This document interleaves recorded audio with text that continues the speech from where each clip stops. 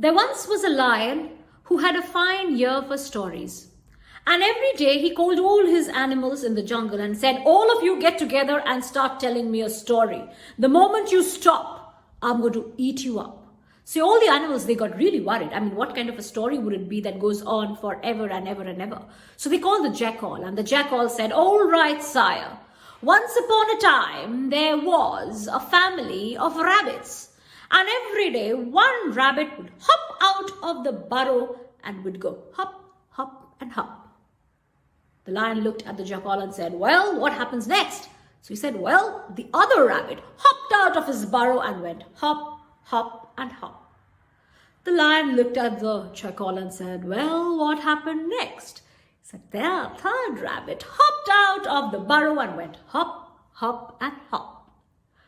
The lion yawned and he looked at the jackal and said, "Well, what happened next?" Well, the fourth rabbit hopped out of the burrow and went hop, hop, and hop. That's how the jackal pulled out one rabbit after the other and kept them hopping across the field.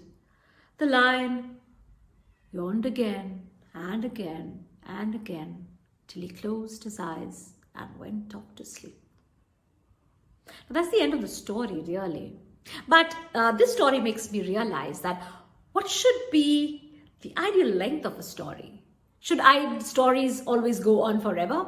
Unless you are a 3-year-old child who loves endless stories and stories that never end, stories that give them a lot of hope and imagination, I think it's always good to think of a story with a definite beginning, middle, and an end. Yes, these are the 3 pivot points of a story that define where the story will begin. What are the actions that take it to the climax, or to the point where the tension is at the highest and where your listener is waiting in anticipation for the story to end or be resolved, the conflict to be resolved, so that there is a definite end or a closure to that story.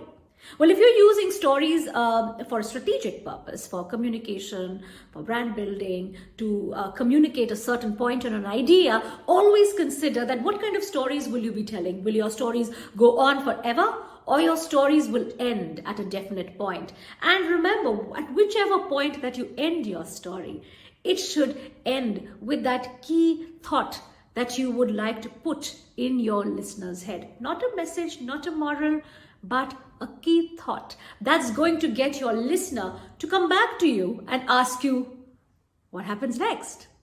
All right, so that's my tip for today. That's my story bite for today. Go ahead and tell stories. Focus on the beginning, middle, and end. Focus on that key thought that your story will convey, and always, always keep it tight. Not the kind of stories that are endless and forever. All right, until the next story, happy